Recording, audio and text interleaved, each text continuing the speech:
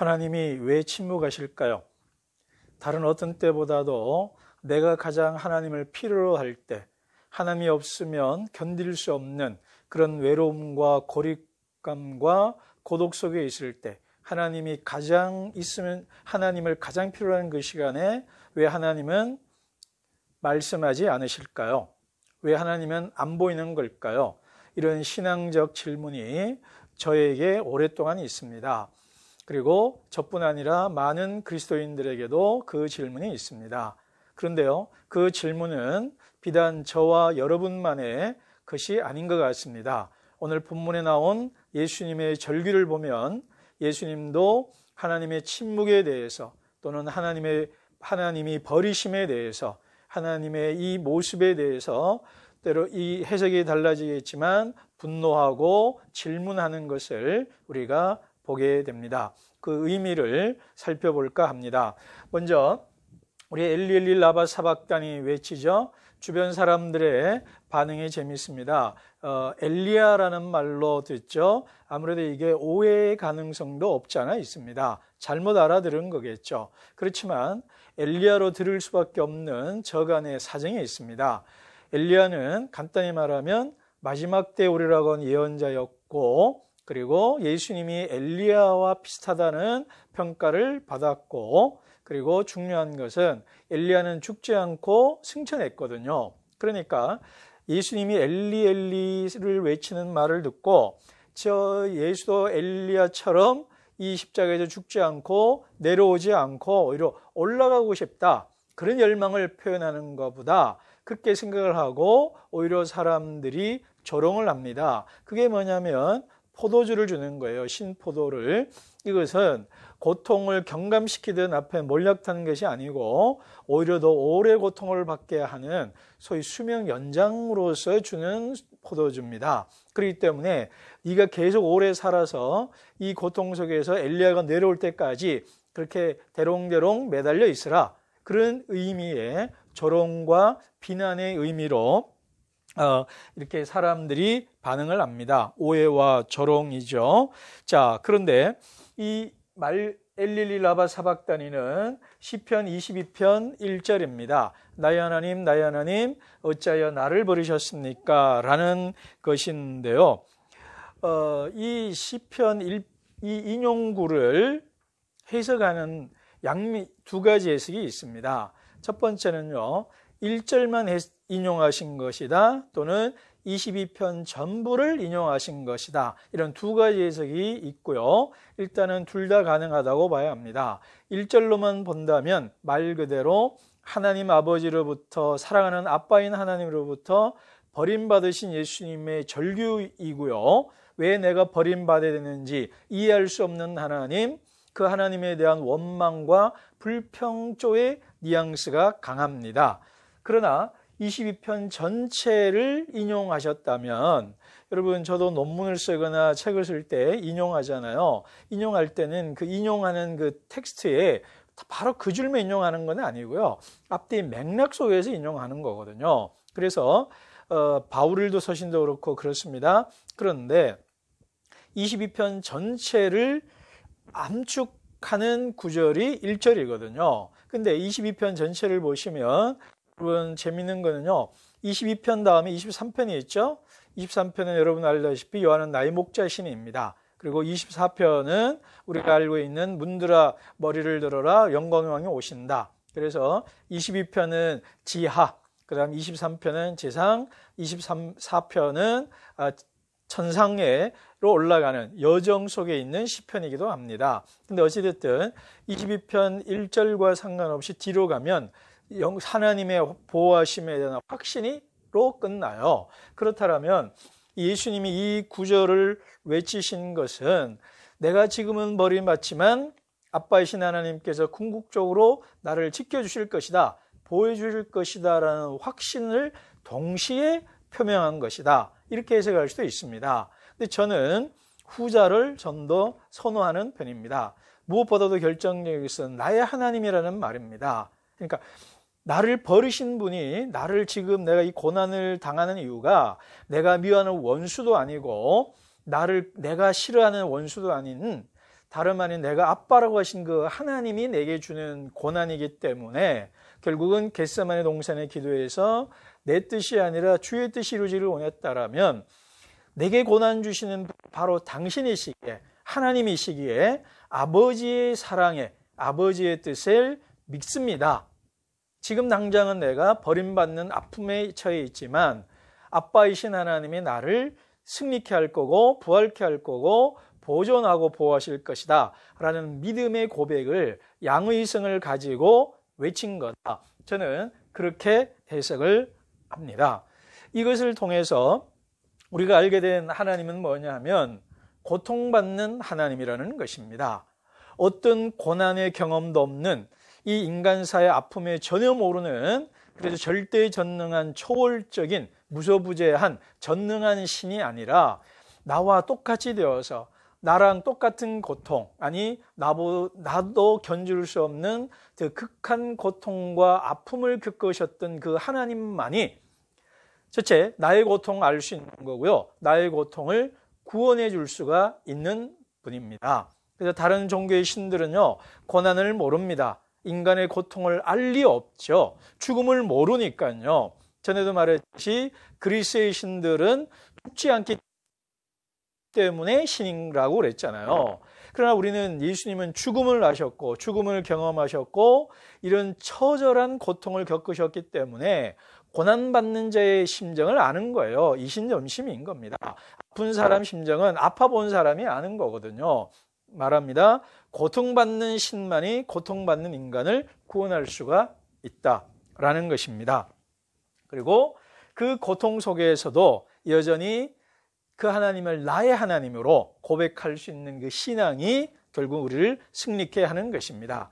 여러분, 하나님이 내게 고난을 허용하시고 또 방관하시는 듯이 보이는 때가 있습니다. 그러므로 잊지 마십시오. 그 하나님만이 바로 마이, 소유격으로 쓸 수 있는 너의 하나님도 아니고 그의 하나님도 아니고 우리들의 하나님도 아니고 나의 하나님이라고요. 그래서 나의 하나님이고 나는 하나님의 것이고 하나님의 것이기에 하나님이 지키신다라는 것, 그리고 고통받는 하나님이라는 것, 고통받는 하나님이 도우신다는 것, 이 두 가지를 꼭 기억하기를 바랍니다.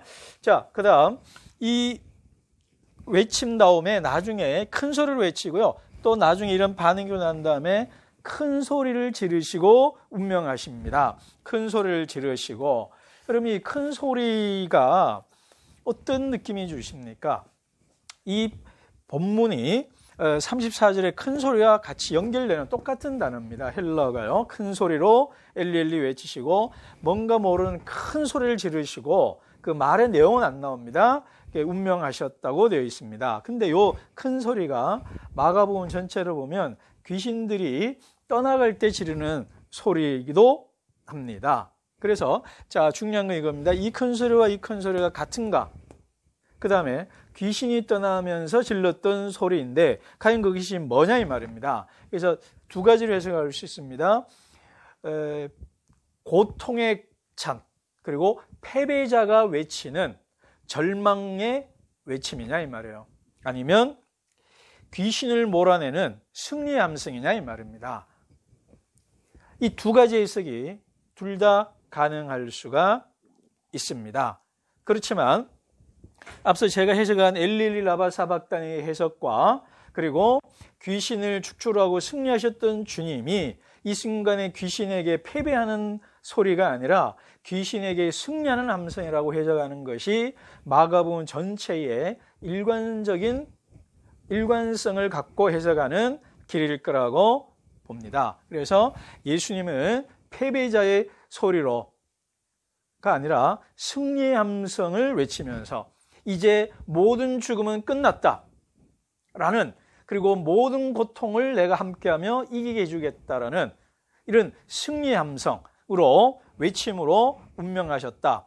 그러므로 그것은 승리의 음성이다. 이것을 어떻게 알 수 있냐면 휘장과 연결되어 있습니다.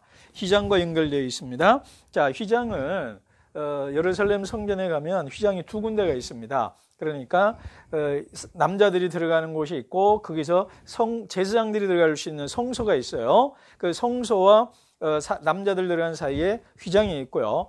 그리고 제사장이 들어가는 곳에서 대제사장이 1년에 한 번, 욤키푸르, 대속죄일에 한 번 들어갈 수 있는 지성소 사이에도 휘장이 있습니다. 그래서 휘장을 2개를 통과를 해야 돼요. 근데 여기서 찢어진 휘장이 둘 다냐, 하나냐, 하나면 어느 거냐 좀 어렵는데요. 일반적으로는 지성소일 가능성이 많다라고 예석을 합니다. 그러면 이 지성소에 있는 또 성소에 있는 휘장은 그냥 같이 제가 묶어서 설명하겠습니다. 무엇일까요? 아주 두터운 천인데, 찢어지지 않는 천인데 찢어졌죠. 그런데 이 휘장은 함부로 못 들어가게 하는 거죠. 그리고 하나님의 은닉이라고 해야 됩니다. 하나님의 은닉, 숨어 계심. 이것이 앞에 말한 침묵과 연결되는 겁니다. 자, 그래서 하나님의 숨어 계심, 휘장 뒤에, 그래서 하나님의 신성이 보호되고 또 하나님의 그것을 침투한 자에게 하나님의 급격한 강력한 힘으로 그가 죽고 말죠. 그러니까 하나님을 보호하면서도 하나님의 신성을 보호하면서도 백성들을 보호하려는 양면성이 있습니다. 그런데 그 휘장이 찢어졌어요. 근데 이 찢어졌다는 단어가 재미있는 단어입니다. 예수님이 침례 받으실 때 하늘이 열리고라고 되어 있지 않고요. 마가복음에는 하늘이 찢어졌다고 그랬어요. 하늘이 갈라졌다고 그랬거든요. 그러니까 그 하늘이 찢어짐과 휘장이 찢어짐과 같은 단어입니다. 그러니까 드디어 하늘이 찢어짐으로써 찢어지고 그 사이 빈틈으로 성령이 임하셨잖아요. 그러니까 예수님이 운명하시고 휘장이 갈라졌다는 것은 휘장 뒤에 계시던 하나님, 침묵하시던 또는 은닉하던 하나님이 이제 드러남, 이걸 좀 더 어려운 신학적 용어로 한다면 하나님의 계시, 이거를 디스클로저라고 그래요. 탈은폐, 감추지 않고 드러냄, 덮여져 있던 것을 벗김이라는 겁니다. 드디어 하나님께서 휘장 뒤에 숨어 계시다가, 이게 숨어 있다는 용어가 좀 부적절하죠. 그러니까 하나님 뒤에 은닉해 있다가 비밀 속에 쌓여 있다가 드디어 이렇게 열려졌다 이 말이에요. 드러나셨다 이 말이에요. 나 이제 하나님 나 이렇게 됐어, 나 이렇게 생겼어라고 하나님이 자기를 결정적으로 드러내신 거다라는 것입니다. 그렇기 때문에 이 사건이 엘리리 라바 사박다니가 절규이면서도 하나님의 드러남과 연결되어 있는 거예요. 그래서 승리와 연결되어 있는 거고요. 또 백부장과도 연결될 겁니다. 그래서 그리고 이 성전 휘장이 찢어졌다는 것은, 중요한 것은 성전 저주와 성전 심판과도 연결되어 있습니다. 드디어 성전이 심판되고, 왜 그래요? 하나님이 만날 수 없는 곳으로 지정되어 있던 곳에 하나님이 나오시고 우리도 들어갈 수 있게 됐다는 것은 기존의 성전 체제의 멸망을, 또 유통기한이 끝났음을 드러내는 것이거든요. 그래서 하나님이 나타나시고 우리도 하나님께 나아갈 수 있다라는 것을, 그래서 우리가 전신자 제사장이라는 것이 또 이렇게 드러나고요. 이것이 또 백부장과도 연결되어 있습니다.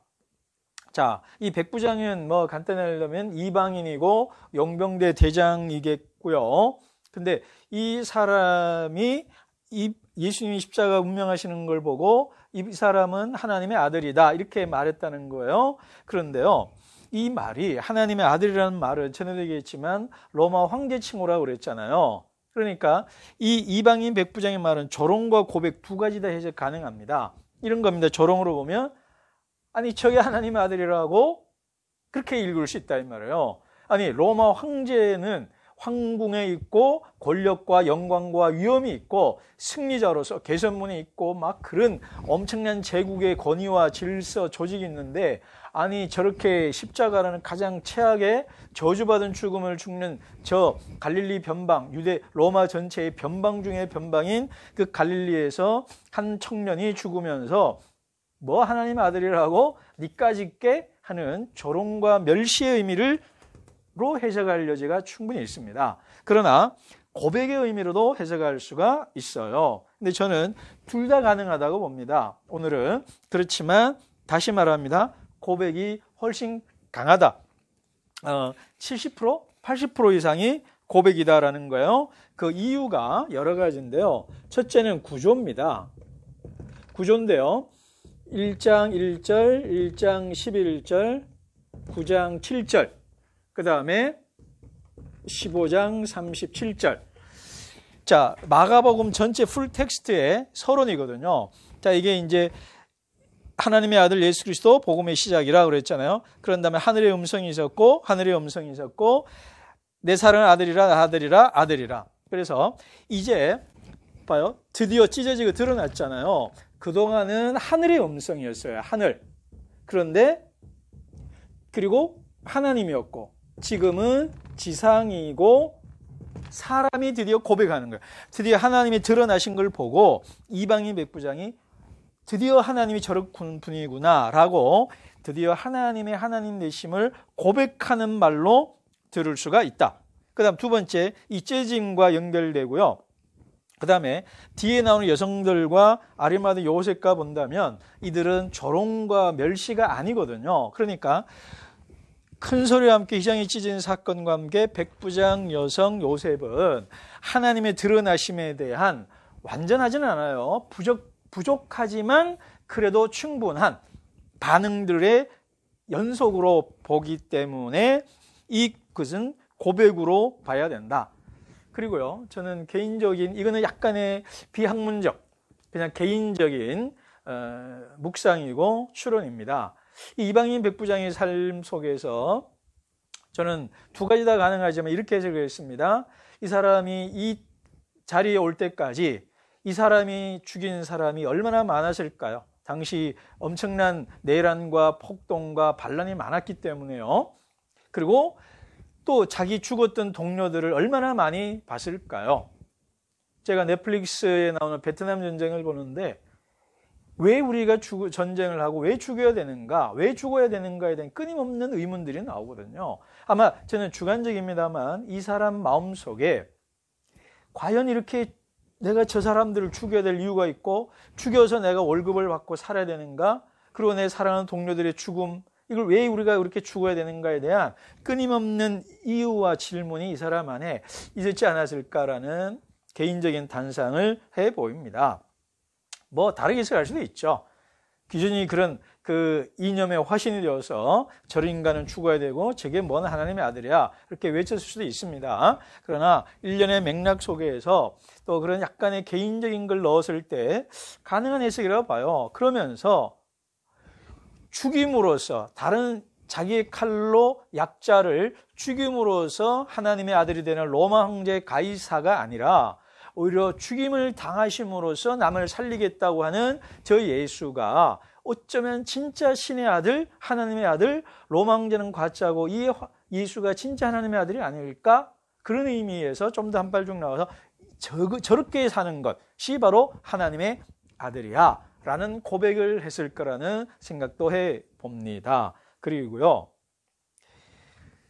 지금 모든 제자들이 떠나갔잖아요. 떠났고 버렸고 부인하고 저주까지 했어요. 그런데 기독교에 대한, 유대교에 대한 배경이 있었을까요? 없을까요? 뭐 조금은 있었겠죠.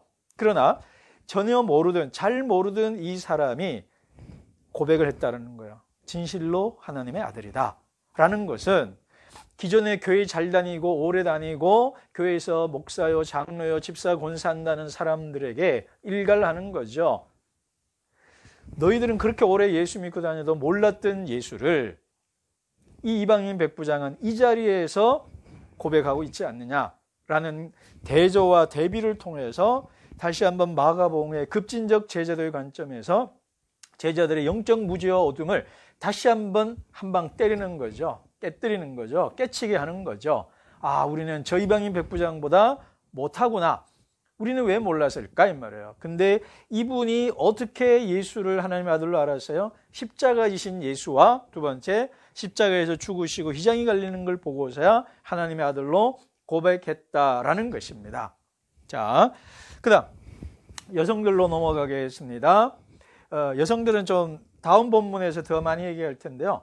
어쨌든 이 여성 베드로는 이제 완전히 사라집니다. 거의. 그리고요, 이 여인들이 예수님과 갈릴리 시작할 때 같이 했고 따라다녔고 섬겼고 예루살렘에 올라왔다는 말로 합니다. 그러니까 이 여성들은 긍정적인 제자의 모습으로 나오죠. 그래서 이 사건에 대한 긍정적인 모습의 연속선상이다. 근데 놀라운 사실은요, 예수님의 십자가의 죽으심과 장사 지내는 것, 부활의 목격자가 여성이라는 것입니다. 그 다음 본문에 다시 한번 말씀드리겠습니다. 자, 요셉 얘기하겠습니다. 이 시간이 예수님이 오후 3시, 마가복음 시간표 보면 오후 3시에 운명하시죠. 12시에서 3시까지 어두웠다고 그랬잖아요. 그 어두움이 저는 하나님의 침묵으로 봅니다. 하나님의 침묵으로 보는데요. 그 다음에 3시에 운명하시고 3시에 그 다음에 저녁 6시가 되면 안식일이 시작이 됩니다. 6월절이. 그래서 그 시간 전에 매장하지 않으면 하루 반을, 그러니까 그날 운명하셨으니까 안식일 하루 쉬고 그 다음 우리로 말하면 주일 아침에 매장을 해야 되거든요. 그러니까 아리마대 요셉이 부지런히 움직여서 안식일 전에 무덤에 안치하기 위해서 움직입니다. 그래서 우리 빌라도에게 가서 얘기를 하고 정말 죽었냐? 왜냐하면 보통 며칠씩 매달려 있거든요. 근데 몇 시간 만에 마가복음에 보면 오전 9시에 매달려서 오후 3시 운명했다면 6시간 정도니까 너무 빠른 경우죠. 그래서 확인해 봐라 그럽니다. 이것이 또 의미 주는 게 뭐냐면 예수 안 죽었는데 살아났다는 것에 대한 의문들이 있었던 것 같습니다. 아니라는 거죠. 다른 복음에 보면 옆구리에 찌르고 또 그런 일이 있죠. 그래서 어찌됐든 마가는 기록이 되어 있지 않습니다. 그래서 결국은 확인하고 이제 아리마대 요셉이 무덤에 안치합니다. 근데 여기에서 이 사람을 뭐라고 하냐면 사내들인, 존경받는 사내들인. 근데 사내들인 말을 안 써요. 앞에는 부정교로 나왔기 때문에 어쨌든 존경받는, 이 사람이 존경받는 사람이었다는 것과 두 번째 하나님 나라를 기다리던 사람이라 그래요. 자, 하나님 나라를 기다렸다는 말입니다. 자, 하나님 나라를 다른 말로 하면 하나님이 통치거든요. 하나님이 왕이 되어 다스리는 나라와 세상이 하나님 나라인데, 자, 고통받는 하나님, 큰 소리로 그러나 하나님에 대한 보호에 대한 확신, 패배가 아닌 승리의 함성, 휘장으로 인해서 감춰졌던 하나님이 드디어 메시아 비밀이 드러나면서 은닉이 찢어지고 드러남, 백부장의 고백의 맥락 속에서 아리마대 요셉은 보았던 겁니다. 십자가에 매달린 예수, 고통받는 하나님만이 참된 하나님이고 고통받으신 하나님이 내 죄가 아닌 타인의 죄를 위해서, 다시 말합니다, 대리희생과 대속적 고통을 당하시는 왕이 참된 메시아라는 고백을 드디어 알게 된 거죠. 자, 하나님 나라는 다름 아닌 십자가이고 십자가는 대리희생이고 대속적 고통입니다. 남을 위해 대신 받는 거고요. 남의 구원을 위해서 내가 대신 죽는 겁니다. 이것이 하나님 나라를 토르는 방식이고 또는 하나님 나라의 길이라는 것입니다. 하나님 나라의 길. 그렇기 때문에 하나님 나라를 기다리던 아리마대 요셉은 하나님 나라를 본 거죠. 이게 마가복음 맥락에서 본 겁니다. 그래서 아리마대 요셉이 이 위험한 일을 하는 겁니다. 담대하게라고 되어 있는 것은 지금 예수는 반란죄로, 그죠? 국가 반란죄로 죽었단 말이에요. 그러면 이때 동조자로 나서면 같이 처형되거나 모든 신분과 지위와 재물을 잃어버릴 위험성을 감수해야 되는 일이거든요. 그럼에도 불구하고 이 사람은 드디어 하나님 나라를 봤고 하나님 나라가 십자가에서 죽으심과 십자가 고통과 십자가의 죽으심을 통해서 하나님 나라가 도래하고 있다는 걸 보았기 때문에 위험을 감수하고 나섰다는 겁니다. 그렇기 때문에 백부장 여성 이렇게 일관된 해석이 가능한 거죠. 자, 이제 마지막으로 말을 마치겠습니다. 여러분, 패션 오브 크라이스트 영화 한번 다들 보셨잖아요. 예수님이 십자가에 죽으실 때에 갑자기 카메라가요, 하늘로 예수님 십자가 위로 쭉 올라갑니다. 그러면서 어두워진 하늘에 구름이 움직이면서요, 물 한 방울이 떨어집니다. 구름에 떨어지니까 빗방울로 생각하지만 저는 하나님의 눈물이라고 보았습니다. 하나님이 왜 침묵하셨을까요? 저는 하나님이 울고 계셨다고 봅니다. 내 사랑하는 아들의 죽음 앞에 울지 않을 하나님, 울지 않을 수 없거든요. 하나님은 눈물이 있는 하나님입니다. 고통받는 하나님이시고요. 우리와 함께 우시는 하나님입니다. 그 물이 떨어져서 그 눈물이 강물이 되고 온 세상을 새롭게 하는, 그래서 밝아지는 장면이 나옵니다. 여러분 어떠세요? 하나님의 침묵 속에 십자가의 죽음이 있었지만 그 십자가의 죽음으로 하나님이 드러나고 이방인인 백부장, 가난한 사회적 약자인 여성, 그리고 명망 있는 지도층이라는 세 부류의 사람들이 십자가의 죽음으로 주님께로 돌아오고 있는 것을 보여주고 있습니다. 그래야 맨 나중에 땅 끝까지 복음 전하라는 얘기가 나오는 거죠. 하나님의 침묵 속에 백부장의 고백이 있었고 여성들의 섬김이 있었고 아리마대 요셉의 나눔이 있었습니다. 이것이 바로 하나님의 침묵이라는, 어찌 보면 공백, 그 여백을 우리가 채워나가라는 뜻입니다. 하나님은 지금도 어쩌면 침묵하고 계십니다. 너가 이방인 백부장처럼 주님을 신앙 고백하라고, 그리고 여성처럼 그 십자가의 자리로 나아가라고, 그리고 아리마대 요셉처럼 내 가진 것으로 주님을 섬기라고, 그것이 하나님의 침묵에 대한 우리의 대답이고요. 그 침묵을 살아내는 모습인 것입니다.